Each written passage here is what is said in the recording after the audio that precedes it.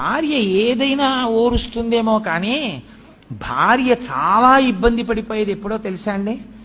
భర్త ఇంట్లో నూనె కానీ నేతి గిన్నె కానీ వంపేస్తే, మజ్జిగ గిన్నె కానీ వంపేసిన పురుషుడు వంపేసినట్టు ఉండడు. ఏం చేస్తారంటే ఆవిడ ఏదో మజ్జిగ తాగండి అని అక్కడ పెడుతుంది, చిక్కటి మజ్జిగ తాగెళ్ళండి వేసవి కాలం రోహిణీ కార్తె అని.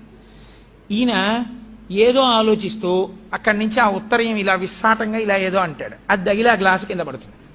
కింద పడగానే మజ్జిగంతా పడిపోతుంది. పోనీ ఊరుకుంటాడా చేతకాని వాడు? ఓ గుడ్డోటట్టుకొచ్చి భార్య వచ్చే లోపల తుడిచేద్దామని తుడుస్తుంటాడు.